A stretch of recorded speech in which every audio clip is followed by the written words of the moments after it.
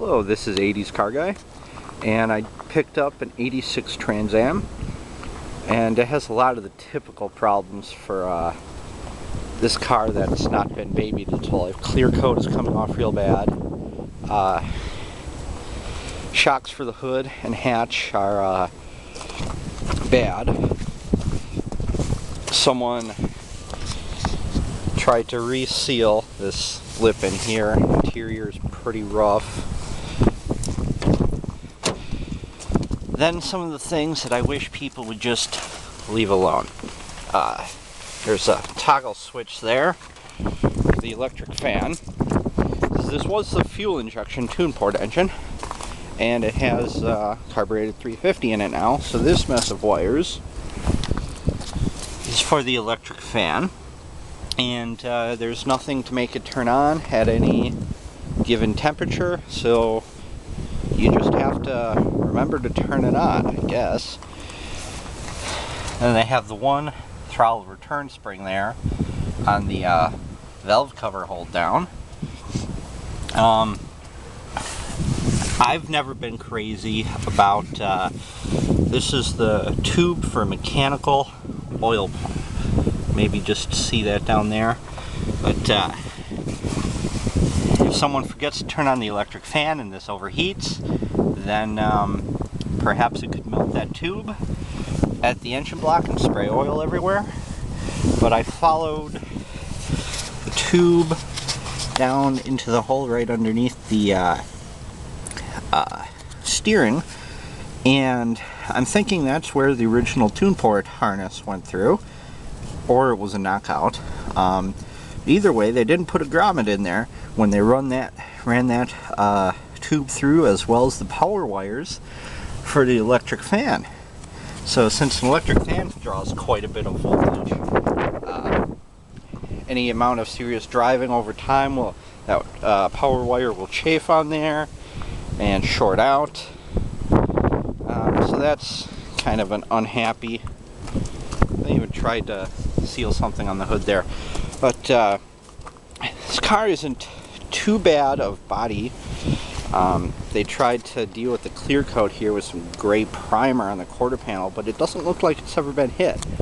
The spoiler is split and coming up, but it's got the right Trans Am taillights, even though it's missing the centerpiece. 16-inch wheels, rear disc brakes, and this car started life as a hardtop. It has Car and Concepts T-tops on it. They're an aftermarket company that doesn't exist anymore, and factory T-tops started right about here, from here and back, and the entire structure under here is different. You can see the rivets up there where they attached this to what was a hardtop. That dash pad has typical cracking. They put their aftermarket gauges there, water temperature, volts, oil, but want to remove those. This was going to be a project, but I decided against it. Buying a house, so this will get sold off. I don't know if you'd hear that, but they still have the electric fuel pump in the tank, and no kind of pressure regulator there, so it does turn on pretty easily.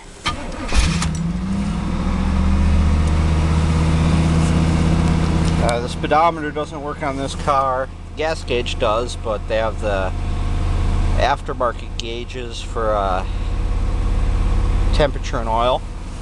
Now, the other thing I don't like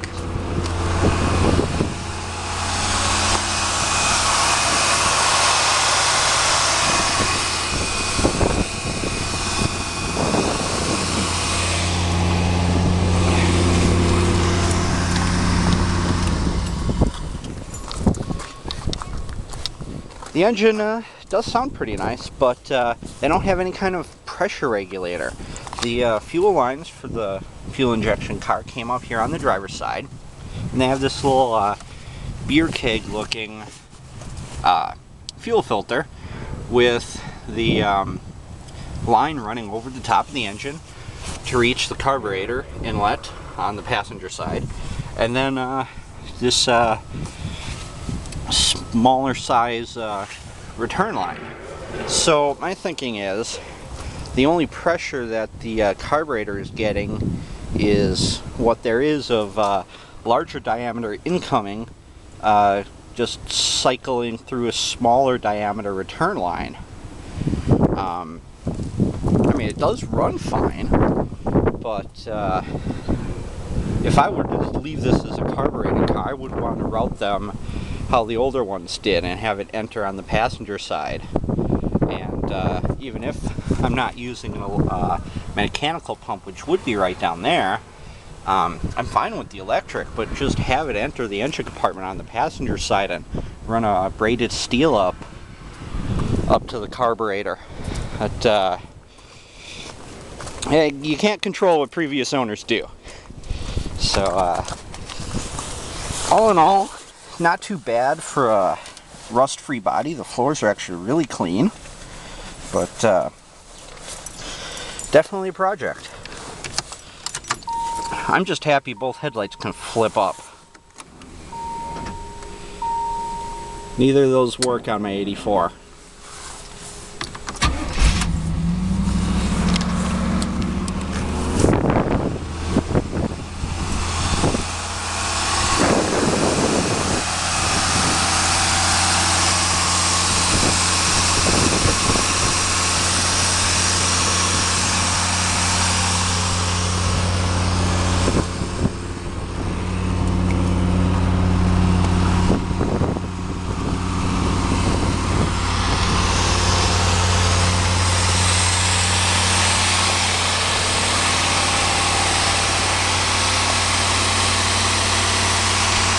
Hope some of this information was helpful. Please rate, comment, and subscribe.